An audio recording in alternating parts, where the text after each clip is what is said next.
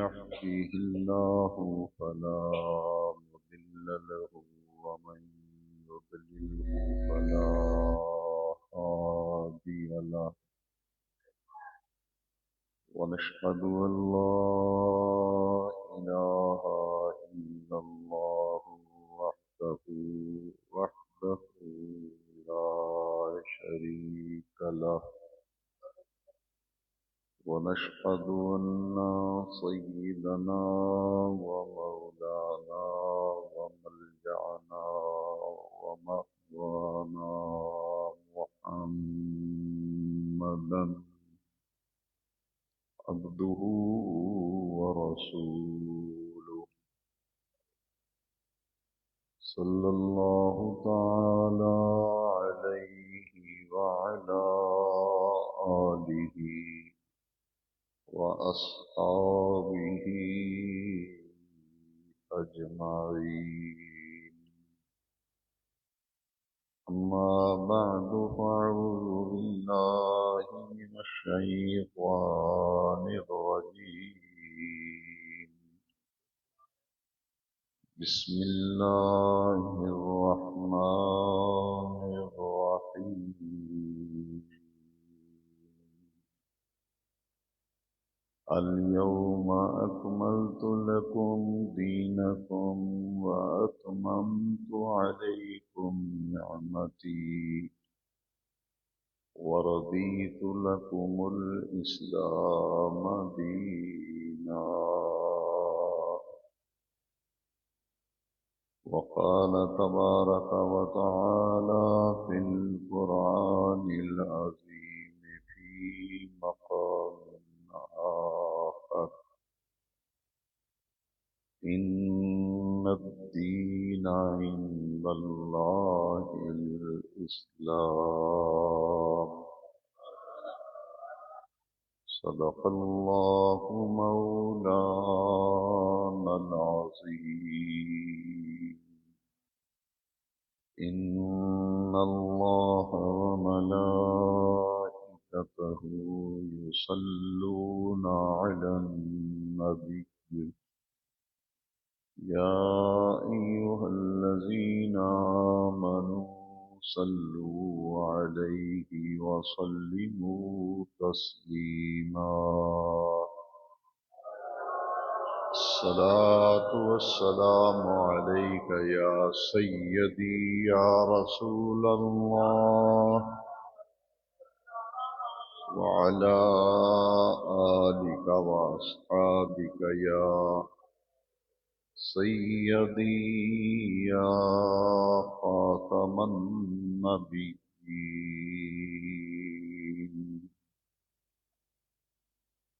اللہ تبارک و تعالی جل جلالہ وعم نوالہ کا بے حد شکر ہے کہ اس رب کریم نے ہمیں اپنے محبوب کریم صلی اللہ علیہ وسلم کی امت میں ہونے کا شرف عطا فرمایا اور اللہ کریم نے ہمیں مسلمان بنایا اسلام جیسی عظیم دولت اور عظیم نعمت سے ہمیں سرفراز فرمایا حضور نبی کریم صلی اللہ علیہ وسلم کا کلمہ پڑھنا ہمیں نصیب فرمایا حضرت عبداللہ ابن عمر رضی اللہ تعالیٰ عنہ سے حدیث پاک مروی ہے کہ حضور نبی نور و رحمت خاتم الانبیاء تاجدار کائنات سرور کون و مکان محبت آیات قرآن شہنشاہ ملکوت جاویداں حضور پر نور شاف یوم النشور مدنی تاجدار احمد مختار حبیب کردگار صلی اللہ علیہ وسلم نے ارشاد فرمایا، اسلام کی بنیاد 5 چیزوں پر رکھی گئی ہے۔ دین اسلام کی پوری عمارت 5 ستونوں پر کھڑی ہے۔ اسلام کے 5 اہم رکن ہیں اور 5 ستون ہیں جن پر اسلام کی پوری عمارت کھڑی ہے، اور انہی 5 چیزوں پر دین اسلام کی بنیاد رکھی گئی ہے۔ ان میں سے پہلا رکن جو ہے وہ ہے کلمہ طیبہ۔ کلمہ طیبہ یعنی اسلام کا پہلا رکن یہ ہے کہ اس بات کی شہادت دینا، گواہی دینا، ایمان لانا کہ اللہ رب العزت کے سوا اس کائنات میں کوئی عبادت کے لائق نہیں، کوئی سجدے کے لائق نہیں۔ عبادت اسی رب کریم کی ہے اور سجدہ بھی اسی رب کریم کی ہے، اور اس بات پر ایمان لانا، اس بات کی شہادت اور گواہی دینا کہ حضرت محمد صلی اللہ علیہ وسلم اللہ تبارک و تعالی کے آخری سچے رسول ہیں۔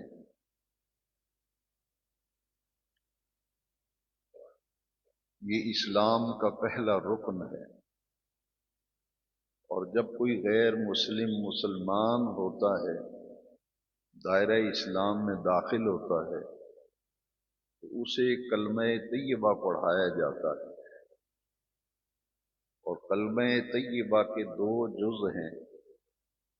پہلا جز جو ہے وہ عقیدہ توحید ہے، اور دوسرا جز جو ہے وہ عقیدہ رسالت ہے۔ پہلا جز بیان توحید ہے اور دوسرا جز بیان رسالت ہے۔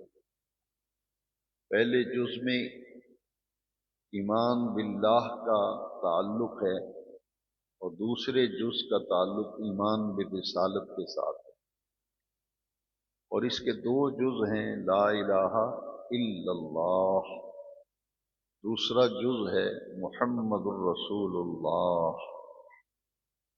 پہلے جز کا معنی یہ ہے کہ اللہ کے سوا کوئی عبادت کے لائق نہیں، مستحق عبادت اللہ کے سوا کوئی نہیں۔ اور دوسرے جز میں حضور نبی کریم صلی اللہ علیہ وسلم کی رسالت کا ذکر ہے کہ حضرت محمد صلی اللہ علیہ وسلم اللہ کے سچے رسول ہیں۔ یہ اسلام کا پہلا رکن ہے۔ جب کوئی شہادت توحید اور شہادت رسالت دیتا ہے اور کلمہ طیبہ پڑھ لیتا ہے تو وہ دین اسلام میں داخل ہو جاتا ہے،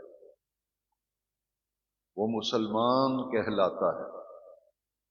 قانونی اعتبار سے وہ اب مسلمان ہو گیا، جس نے کلمہ طیبہ پڑھا شہادت توحید اور شہادت رسالت کے بعد، وہ دین اسلام میں داخل ہو گیا، اب وہ مسلمان کہلائے گا۔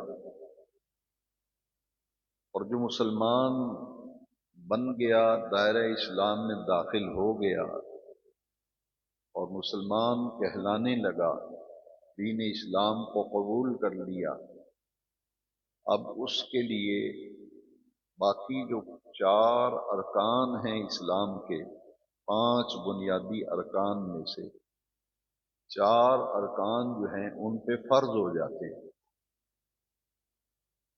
دین کا پورا ایک خاکہ اور دین کا ایک پورا منظر وہ ہر مسلمان کے ذہن میں ہونا چاہیے کہ کون سی چیزیں ہمارے لیے ضروری ہیں۔ دور حاضر میں جن باتوں کی ضرورت ہی نہیں، اور وہ باتیں جن کے متعلق قیامت کے دن سوال ہی نہیں ہوگا، پوچھا ہی نہیں جائے گا، ان باتوں کے پیچھے موجودہ دور میں ہر کوئی اسی چکر میں پھنسا ہوا ہے۔ لہذا اس دور میں ایمان اور عقیدہ اگر بچانا ہے، ایمان کو سلامت رکھنا ہے اور دین اسلام کے ساتھ وابستہ رہنا ہے، اپنی قبر اور اپنی آخرت کو اگر بچانا ہے، تو یہ بات اچھی طرح سے ہر مسلمان کو اپنے دل پر لکھ لینی چاہیے کہ اسلام کی پوری عمارت 5 بنیادوں پر کھڑی ہے۔ میں اور آپ ہم اپنے آپ سے سوال کریں کہ ایمان لانے کے بعد، اسلام لانے کے بعد جو ہمارے اوپر ڈیوٹیاں ہیں، جو ہمارے فرائض ہیں، جو ہماری ذمہ داریاں ہیں، ان کو ہم کہاں تک پورا کر رہے ہیں، اور جو ہماری ڈیوٹی نہیں، جو ہمارے ذمہ فریضہ ہی نہیں لگایا گیا، ان باتوں میں بحث و تمہیز کرنا، ان باتوں میں لڑائی جھگڑا کرنا، یہ قرین انصاف نہیں۔ اس لیے ایمان اس دور میں اگر بچانا ہے تو یہ بات اچھی طرح سے نوٹ کر لیں اور سمجھ لیں کہ اسلام کی پوری عمارت 5 پلرز پر، 5 پلرز ہیں، 5 ستون ہیں جن پر اسلام کی پوری عمارت کھڑی ہے۔ ان میں پہلا کلمہ ہے، ایمان ہے۔ اس کے بعد جب کوئی مسلمان بن گیا اور مسلمان ہو گیا، سب سے بڑی ڈیوٹی اور فریضہ جس کے متعلق قیامت کے دن سب سے پہلے سوال ہوگا، سب سے پہلے جس کے متعلق پوچھا جائے گا، جو مسلمان ہونے کی علامت اور پہچان جو ہے، وہ ڈیوٹی ہے جس کو کلمہ کے بعد دوسرا رکن اسلام کا جو ہے وہ ہے اقامت صلاۃ۔ اقامت صلاۃ یعنی نماز کو صحیح ادا کرنا۔ نماز ہم پڑھتے نہیں، مسجد میں ہم کبھی آتے نہیں، اور وہ مسائل جن کا تعلق ہی نہیں، جن کے متعلق پوچھے ہی نہیں جانا، لاٹھیاں اور ڈنڈے لے کر ایک دوسرے کے پیچھے ہم پڑے ہوئے ہیں، انہی باتوں پہ جھگڑے ہو رہے ہیں، انہی باتوں پہ کلپ چڑھائے جا رہے ہیں۔ اگر اپنا ایمان بچانا ہے، ان ساری باتوں کو چھوڑ دو اور ترک کر دو، کسی بحث و تمیز کی ضرورت نہیں۔ یہ سوچو اور دیکھو کہ ہم اپنی نوجوان نسل کا، آنے والے بچوں کا ایمان اور عقیدہ بچانا چاہتے ہیں، تو ان کے سامنے دین کی دعوت رکھنی ہوگی، دین کا پیغام رکھنا ہوگا، اور وہ پیغام یہ ہے کہ ایمان لانے کے بعد، اسلام لانے کے بعد سب سے بڑی ذمہ داری، سب سے بڑا فریضہ، سب سے بڑی ڈیوٹی وہ 5 وقت کی نماز ہے۔ یہ اسلام کا اہم ترین رکن ہے، مسلمان کی پہچان نماز ہے۔ بچہ پیدا ہوتا ہے اور ہر بچہ فطرت اسلام پہ پیدا ہوتا ہے۔ ایک تو ہے کہ غیر مسلم ہے، وہ مسلمان ہونا چاہے تو اس کو کلمہ پڑھایا جاتا ہے، لیکن میرے نبی کریم علیہ السلام کی حدیث مبارکہ ہے، کل مولود یولد علی الفطرۃ الاسلام، ہر پیدا ہونے والا بچہ، خواہ وہ یہودی کے گھر میں پیدا ہو، خواہ وہ عیسائی کے گھر میں پیدا ہو، خواہ وہ ہندو کے گھر میں پیدا ہو، ہر پیدا ہونے والا بچہ فطرت اسلام پہ پیدا کیا جاتا ہے۔ کل مولود یولد علی الفطرۃ الاسلام، فطرت اسلام پر بچہ پیدا ہوتا ہے۔ یہ حضور کی حدیث میں سنا رہا ہوں، کوئی روایت نہیں سنا رہا، حضور کی حدیث شریف ہے، قصہ کہانی نہیں ہے۔ میرے نبی کریم علیہ السلام نے فرمایا وہ تو فطرت اسلام پہ پیدا ہوا ہے۔ یہودی کیسے ہوا؟ فرمایا یحبدانہ، پیدا فطرت اسلام پہ ہوا ہے، لیکن ماں باپ یہودی تھے، انہوں نے اسے یہودی بنا دیا۔ اور یمجسانہ، پیدا فطرت اسلام پہ ہوا ہے، والدین مجوسی تھے، اس نے اسے مجوسی بنا دیا۔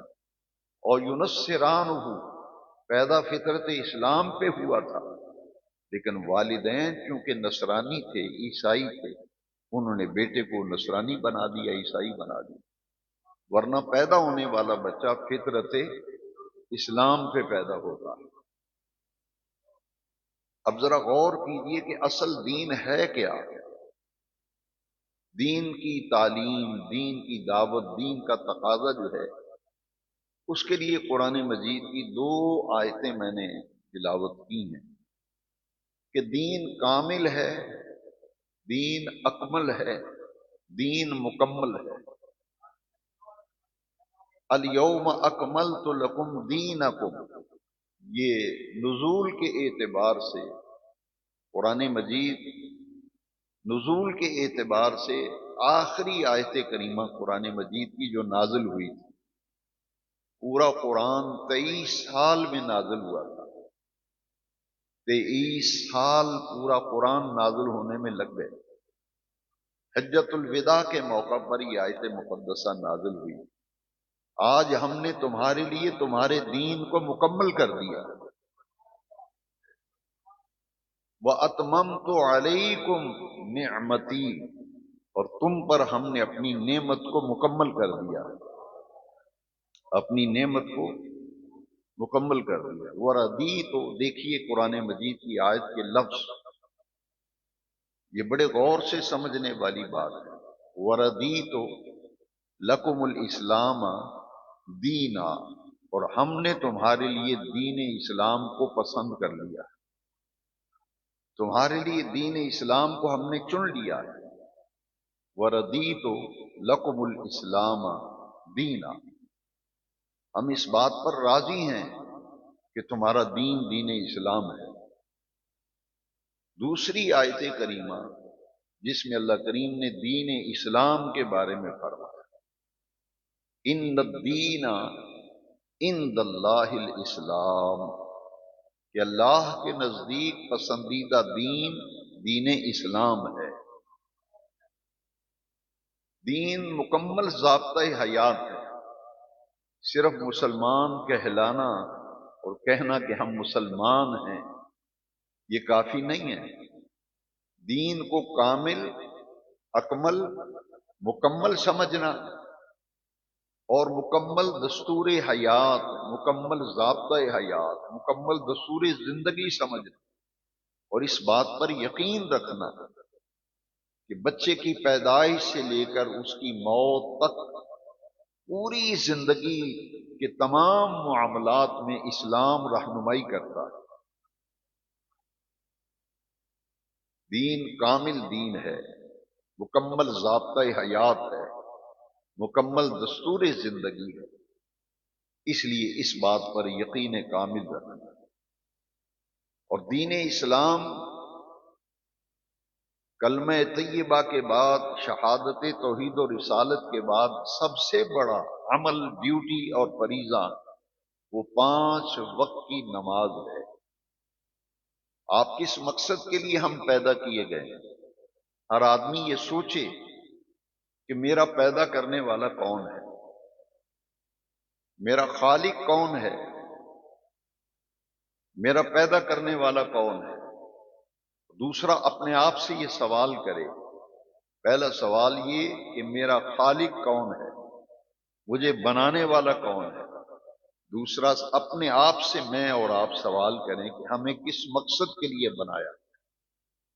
ممبر بنایا گیا ہے کہ اس پہ بیٹھ کے خطبہ دیا جائے، مسجد بنائی گئی ہے اس میں نماز پڑھی جائے، بینک بنایا گیا ہے اس میں آپ کی رقوم محفوظ ہوتی ہے، دکان ہے، کاروبار ہے تاکہ رزق حلال کمایا جائے۔ تو ہر چیز کے بنائے جانے کا مقصد ہے۔ پھر میں اور آپ اپنے آپ سے دوسرا سوال یہ کریں کہ ہمیں کس مقصد کے لیے بنایا گیا؟ کیا انسان بے مقصد بنایا گیا؟ یہ بات اللہ کریم نے خود قرآن مجید میں بتائی۔ جو بات میں آپ سے کہہ رہا ہوں یہ میں قرآن شریف کی آیت کریمہ سے عرض کیا ہے۔ اب آیت کریمہ سن لیں، بات میں نے پہلے بتا دی، آیت کریمہ آپ سنیں۔ افحسبتم، کیا تم نے یہ گمان کر لیا ہے، کیا تمہارا یہ خیال ہے، تمہارا یہ گمان ہے، انما خلقناکم عبثا، ہم نے تمہیں بنایا ہے، تخلیق کیا ہے تو بے مقصد ہی بنا دیا ہے۔ افحسبتم انما خلقناکم عبثا، اللہ کریم قرآن میں فرما رہا ہے، اے انسان کیا تو نے یہ گمان اور تصور کر لیا ہے کہ تو بے مقصد بنایا گیا ہے؟ معلوم یہ ہوا کہ ہمیں بے مقصد نہیں بنایا گیا، بلکہ ہمارے بنائے جانے کا ایک مقصد ہے۔ وہ مقصد کیا ہے؟ وما خلقت الجن، قرآن مجید کی آیت کریمہ جس میں انسان کی تخلیق کا مقصد بیان کیا ہے۔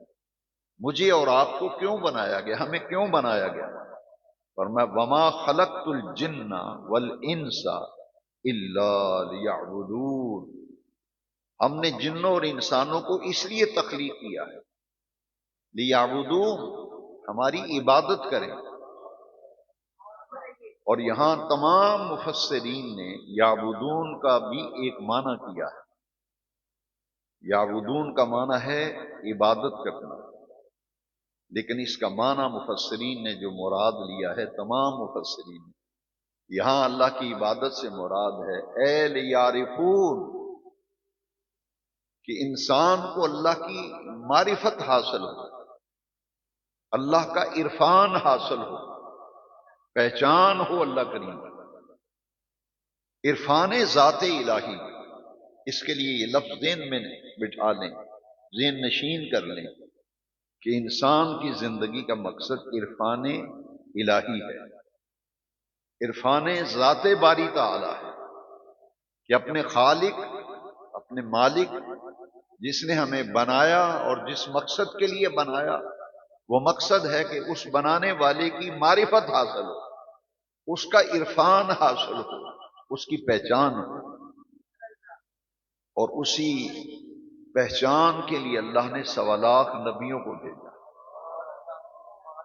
جو انسان کی زندگی کا مقصد ہے نا، اللہ کی معرفت، اللہ کا عرفان، اس مقصد کے لیے پہچان کرانے کے لیے، اللہ کا عرفان دینے کے لیے اور اللہ کی معرفت کرانے کے لیے پھر اللہ کریم نے انبیاء کرام کا سلسلہ شروع فرمایا، اور حضرت آدم سے اس سلسلے کا آغاز کیا، اور حضور خاتم النبیین صلی اللہ علیہ وسلم کی ذات اقدس پر نبوت کا دروازہ بند کر دیا، دین کو کامل و مکمل کر دیا، اور دین اسلام کو ہمارے لیے پسند کر دیا۔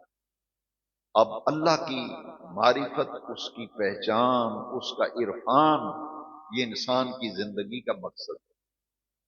قرآن مجید کی ایک اور آیت کریمہ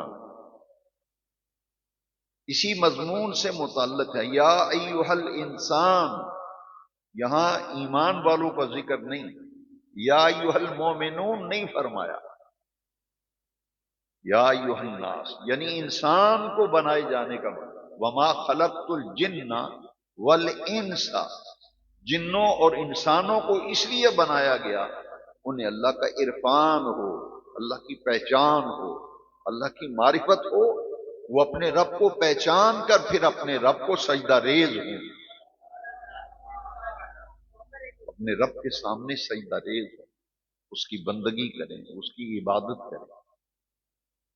اور اس آیت کریمہ میں فرمایا یا ایھا الناس، اے لوگو، ما یا ایھا الانسان، اے انسان، ما غرک بربک الکریم۔ یہ آیت کریمہ کے لفظ ہی بڑے پیارے ہیں، اس کے ترجمے کی روح اگر دل میں اتر آئے تو بڑا سکون ملتا ہے۔ لفظ بڑے پیارے ہیں، اے انسان ما غرک، کس نے تجھے دور کر دیا ہے، کس نے تجھے غافل کر دیا ہے؟ اگلے لفظ ذرا توجہ سے سننا، بربک الکریم، بربک ال، تیرا رب بڑا کریم ہے، تیرا رب بڑا، تو وہ کون سی شے ہے جس نے تیرے رب کریم سے تجھے دور کر دیا؟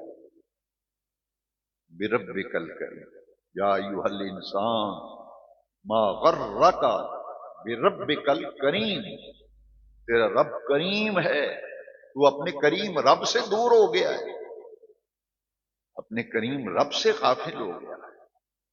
آج ہماری حالت بڑی دگرگوں ہے، دین سے دوری، نوجوان نسل کے عقائد و نظریات کا بگڑ جانا، ایک 1400 سال سے حضور کی ظاہری حیات طیبہ سے 1400 سال سے جن نظریات کے حامل پوری امت چلی آ رہی ہے، ان نظریات کو غلط کہہ کر موجودہ دور کے فتنہ بازوں کے چکر میں پھنس کر اپنے نظریات کو بگاڑ رہے ہو، تو یہ تو سوچو کہ 1400 سال سے نظریات کون سے ہیں جن پر پوری امت کار بند رہی ہے، اس کے ساتھ وابستہ رہو۔ پہلا عمل اور نماز ارکان خمسہ میں سے بنیادی رکن، ایمان کے بعد، اسلام لانے کے بعد نماز ہے۔ بچہ پیدا ہوتا ہے نا، دیکھیے اس کا کل مولود یولد علی الفطرۃ الاسلام، ہر بچہ فطرت اسلام پہ پیدا ہوا۔ اب بچہ پیدا ہوا ہے، 7 سال کی عمر کو پہنچ گیا ہے، دیکھیے ذرا، دین کو ہم نے سمجھا ہی نہیں، ہم نے دین کو اپنے ذاتی اغراض اور ذاتی مقاصد کے لیے استعمال کرنا شروع کر دیا۔ بھئی دین کی بنیادی بات تو یہ ہے کہ 7 سال کا بچہ ہو جائے تو حدیث شریف ہے اسے نمازی بناؤ۔ نماز اتنی اہم عبادت، اتنا اہم رکن اسلام کا کہ 7 سال کی عمر کو بچہ پہنچے، جس آقا کریم رؤوف الرحیم صلی اللہ علیہ وسلم کا کلمہ پڑھا ہے، وہ فرماتے ہیں 7 سال کا بچہ ہو جائے تو نمازی بناؤ۔ یعنی نماز کا تعلق اسلام کے ساتھ اور مسلمان کے ساتھ کتنا اہم اور گہرا تعلق، کتنی گہری وابستگی ہے، جس نماز کے بارے میں اور آپ ہم سب غفلت اور سستی کا شکار ہیں۔ یہ نماز اتنی اہم عبادت ہے کہ ہمارا دین کہتا ہے کہ مسلمان کا بیٹا بیٹی 7 سال کی ہو جائے، ماں باپ کی ذمہ داری ہے اسے نماز کی طرف لائیں۔ ماں باپ اگر خود ہی نماز نہیں پڑھتے تو بچے کو نماز کی طرف کیسے لے کے آئیں؟ لہذا اگلی بات بڑی توجہ سے سنیں، 10 سال کا بچہ ہو گیا، 10 سال کا، اس پہ نماز فرض ہو جاتی ہے۔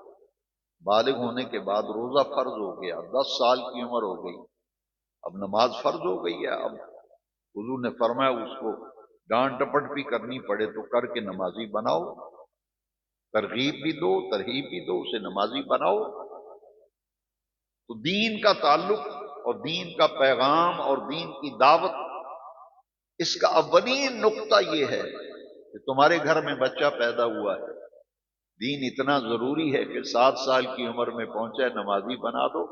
3 سال میں ابھی اگر تم نمازی نہیں بنا سکے تو پھر اپنے آپ پہ سوچنا چاہیے کہ ہمارے اندر پھر کمزوری کہاں رہ گئی ہے، کہاں خامی رہ گئی۔ 3 سال کا عرصہ تھوڑا ہوتا ہے، یہ ٹریننگ ہے۔ 3 سال میں بچے کو ٹرینڈ کر دیں کہ اس کے دل میں نماز کی رغبت، نماز کا ذوق، نماز کا شوق پیدا ہو جائے۔ تو اسلام میں سب سے پہلا رکن جو ہے وہ نماز ہے، اس کے بغیر مسلمان کی زندگی کوئی نہیں۔ مسلمان کی زندگی نماز کے اندر ہے، نماز سے وابستہ ہے۔ اور اس کے بعد دیکھیے ذرا کتنے رکن میں نے بتائے اسلام کے، پہلا کلمہ، دوسرا نماز، تیسرا زکوٰۃ، تیسرا، چوتھا روزہ، پانچواں حج۔ اب میں یہاں ذرا تھوڑی سی وضاحت کرنے کے لیے عرض کروں گا. 10 سال کی بچہ پہنچ گیا تو فرمایا کہ اس کو نماز کے لیے ڈانٹ ڈپٹ بھی کرنی پڑے تو فرض ہو گئی نماز. اس کے بعد ذرا روزے کو لیتا ہوں سمجھانے کے لیے، حالانکہ نماز کے بعد زکوٰۃ کا درجہ، لیکن مسئلہ سمجھانے کے لیے کہتا ہوں. بچہ بالغ ہو گیا اور بلوغت کی نشانیاں جو دین میں بیان کی گئی ہیں ان میں سے پہلی علامت یہ ہے کہ جس بچے کے بغل کے نیچے بال آنا شروع ہو جائے اسے بالغ تصور کیا جائے. تو جب بچہ بالغ ہو گیا، دیکھیے دین کو ذرا سمجھیں. لوگوں نے اسے مذاق بنا لیا ہے، بطور نعرہ استعمال کرتے ہیں. جب بچہ بالغ ہو گیا تو اس پر پھر روزہ فرض ہوگا. اس پہ روزہ 10 سال کی عمر میں بچے پہ نماز فرض ہوگا. وہی بچہ جو مسلمان کے گھر میں پیدا ہوا ہے، مسلمان ہے، بچہ بالغ ہو گیا. فقہا نے لکھا ہے 12 13 سال 14 سال کی عمر میں بچہ بالغ ہو جاتا ہے. اس دور میں جیسے حالات جا رہے ہیں تو بچہ جب بالغ ہو گیا تو اب کیا ہے، اس پہ فوراً روزہ، بولیے روزہ. 10 سال کی عمر میں اس پہ نماز فرض ہو. بالغ ہو گیا تو اس پہ روزہ فرض ہو گیا، نماز اور روزہ. اس کے بعد آگے چلیے. بچہ تعلیم حاصل کر کے جاب پہ لگتا ہے اور چھوٹی عمر میں غربا کے بچے بیچارے وہ کہاں پڑھا سکتا ہے، غریب آدمی. فیسیں دی جاتی ہیں، پرائیویٹ اسکولوں کی فیسوں کا اندازہ لگائیں. افورڈ ہی نہیں کر سکتا بچہ، کیسے پڑھائے گا بچے؟ بجلی کے بل دے گا یا کہ بچوں کو پڑھائے گا؟ کیا کرے گا؟ اپنی میڈیسن اور ادویات کہاں سے لے گا؟ کیسے نظام چلائے گا؟ اس لیے میں اکثر و بیشتر، آپ کے علم میں ہے کہ میرا زیادہ وقت سفر میں گزرتا ہے، میں بڑی مجھے تکلیف ہوتی ہے. میں 15 سال 13 سال کے بچے جو بڑے ذہین اور پڑھنے والے بچے ہیں وہ ہوٹلوں پہ برتن مانج رہے ہیں. میں نے ایک بڑا ذہین بچہ تھا، میں نے اسے پوچھا، میں نے کہا بیٹا تم اسکول میں نہیں پڑھتے، برتن دھو رہے ہو اس کے اوپر، رات کے 1 بجے برتن دھو رہا ہے. اس نے کہا میرے چھوٹا تھا، میرے والد صاحب فوت ہو گئے ہیں، میری والدہ جو ہے لوگوں کے گھروں میں برتن مانجتی ہے کام کاج کر کے. تو جب میں کچھ ہوش سنبھالی تو میری ماں نے کہا کہ بیٹا کچھ تم بھی 4 آنے کما کے لاؤ، مہنگائی بہت ہے، گھر کا نظام نہیں چلتا. تو میں اس ہوٹل پہ لگ گیا. میں نے کہا یہ آپ کو کتنے پیسے دیتے ہیں؟ کہتے 100 روپیہ روز کا دیتے ہیں. اب دیکھیے دین کیا کہتا ہے. جب کمانے لگا ہے نا، جس عمر پہ بھی کمائی کرنے لگا ہے، اگر ملازمت کرتا ہے، مزدوری کرتا ہے، کاروبار کرتا ہے، بزنس کرتا ہے، نماز فرض ہو گئی 10 سال کی عمر میں، بالغ ہونے پہ روزہ فرض ہو گیا. اب کمائی کرنے لگا، 4 آنے آنے لگے. اب اس کے بعد پھر حکم آ گیا کہ تمہارے پاس اگر صاحب نصاب بن گئے ہو، تمہارے پاس اتنا مال آ گیا جس پر زکوٰۃ فرض ہے، اب فوراً زکوٰۃ دو. دین سے الگ رہ کر مجھے بتائیں ذرا. میں بہت کچھ کہنا چاہتا ہوں لیکن نہیں کہتا، لوگ منفی معنی لیتے ہیں. بس اشارے میں بات سمجھیں. جب کمائی کرنے لگا، دین سے کیسے بچو گے، کیسے جدا ہوگے؟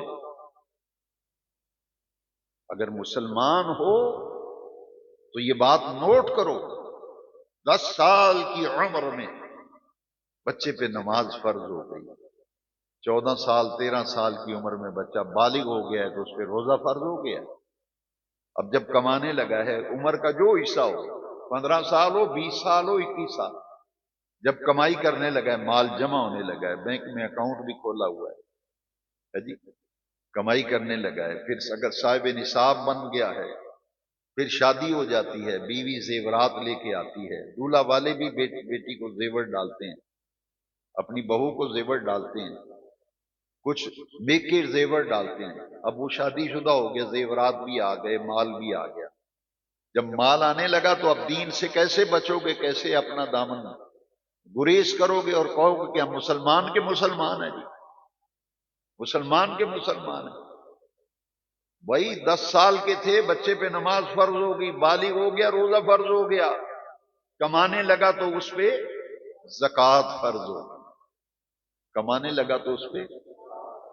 اور اگر پھر اتنا مال آ گیا، اتنا مال آ گیا کہ حج پہ جانے آنے کے اخراجات بھی پاس ہیں، اتنی رقم ہے کہ حج پہ جانے کا خرچہ، آنے کا خرچہ، وہاں جتنے دن رہنا ہے وہاں کے رہائش گاہ کا کرایہ، کھانے پینے کا، حج کے لوازمات، آتے وقت بچوں کے لیے، اہل خانہ کے لیے تبرعات خریدنا، اتنی رقم اگر ہو، اور پھر اتنی رقم ہو کہ جتنے دن حج پہ لگنے ہیں اتنے دن گھر والوں کو خرچہ بھی دے کے جانا ہے۔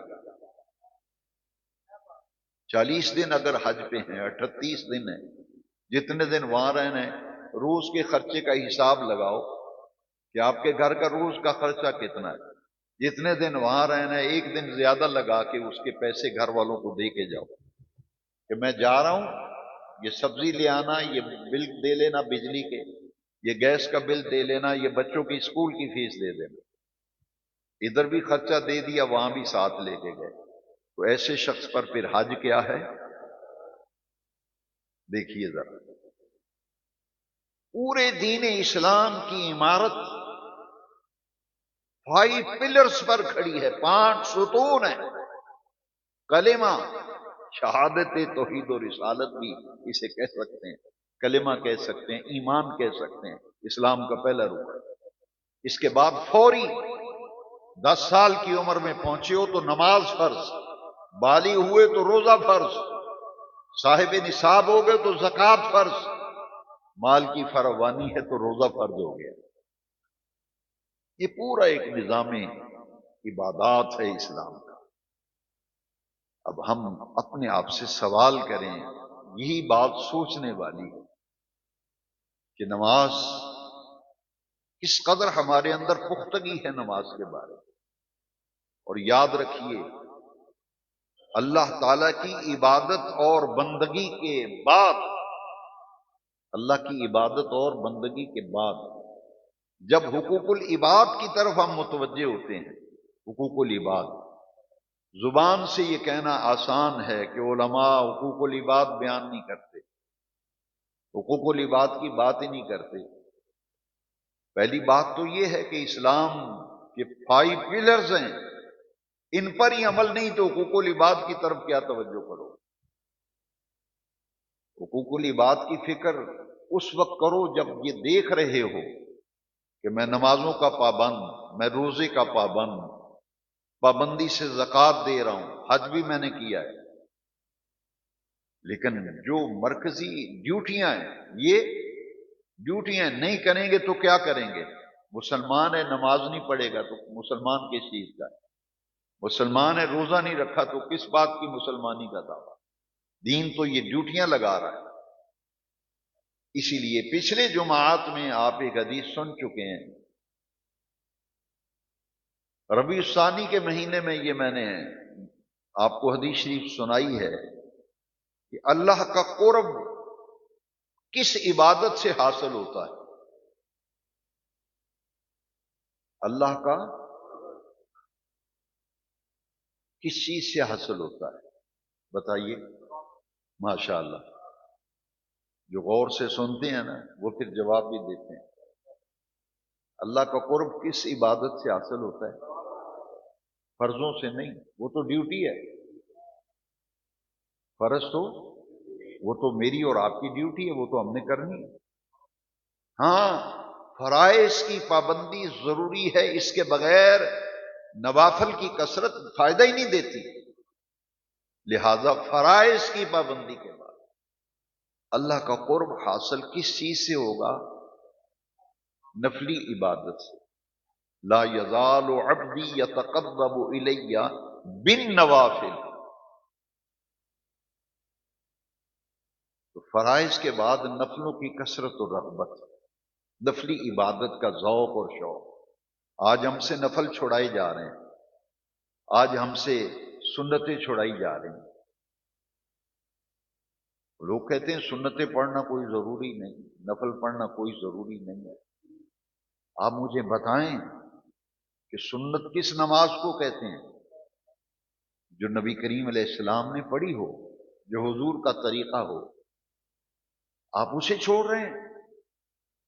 آپ کہتے ہیں نفلوں کا کوئی کیا کو پوچھا جائے گا؟ بھئی نفلوں کا پوچھا تو نہیں جائے گا. کیا یہ سیاستہ میں حدیث نہیں ہے کہ جس آدمی کے قیامت کے دن فرض پورے نہیں ہوں گے، اللہ کریم فرمائے گا کہ اس کے نفل دیکھو ہیں؟ کہا جائے گا ہاں اس کے نفل ہیں. اللہ کریم فرمائے گا اس کے نفل ڈال کے فرض پورے کر دے. کیوں چھوڑ رہے ہو سنتیں؟ کیوں چھوڑ رہے ہو سنتیں؟ کیوں چھوڑ رہے ہو نفل؟ پوری نماز پڑھو. تو دین کا یہ مکمل ایک خاکہ ہے جو میں نے قرآن و حدیث کی روشنی میں عرض کر دیا. اور آخری بات یہ ہے کہ ہمیں دین کے ساتھ وابستہ ہونے کے لیے جو چیزیں ضروری ہیں، جن کی وجہ سے ہماری پہچان ہے، جن کی وجہ سے ہماری پہچان ہے، وہ باتیں میں نے عرض کر دی. یہ یعنی ایسی باتیں جن کے بغیر گزارا نہیں، جن کے بغیر. تو حقیقی معنوں میں مسلمان وہی ہے جس کا ان چیزوں کے بغیر گزارا. ہاں ایک بات ضرور کہوں گا کہ اللہ کی عبادت کے بعد حقوق العباد کی جب آپ فہرست مرتب کریں گے، حقوق العباد کی لسٹ بنائیں گے، تو پہلے نمبر پر جو حق آئے گا وہ ماں باپ کا حق ہوگا. پہلے نمبر پر جو حق آئے گا وہ ماں باپ کا. جو ماں باپ کا بے ادب ہے وہ اپنی عبادات کی فکر کرے، کیونکہ اللہ کی، ماں باپ کی رضا میں اللہ کی رضا ہے اور ماں باپ کی ناراضگی میں اللہ کی ناراضگی. لہذا عبادت الہی اور حقوق العباد میں سے سب سے بڑا حق ماں باپ کا حق ہے.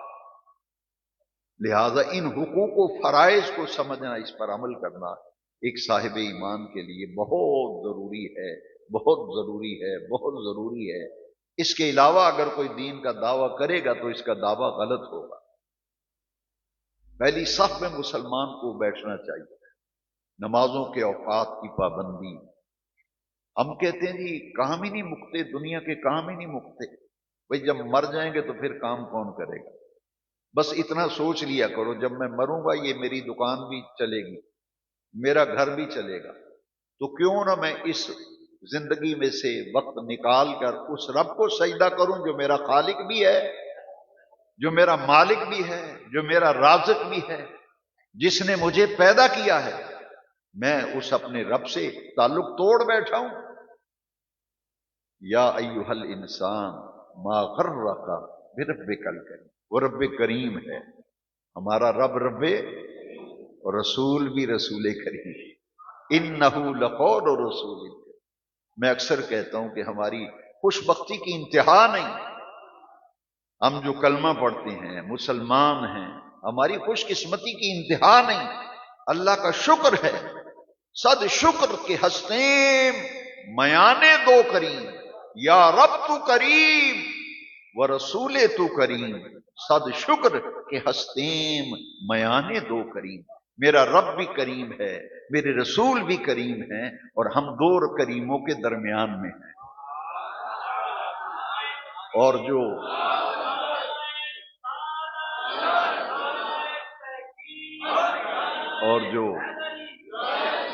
جو قرآن ہمارے اوپر، ہمارے لیے نبی کریم علیہ السلام کے قلب انور پر، حضور کی ذات اقدس پر قرآن نازل کیا گیا، وہ قرآن بھی قرآن کریم.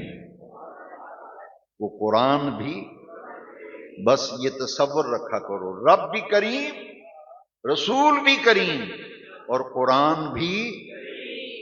اللہ سے تعلق کتنا ہے میں اور آپ روزانہ اپنے آپ سے رات سوتے وقت یہ سوال کیا کریں، دن میں 5 نمازیں فرض تھیں، آج میں نے کتنی پڑھی ہیں؟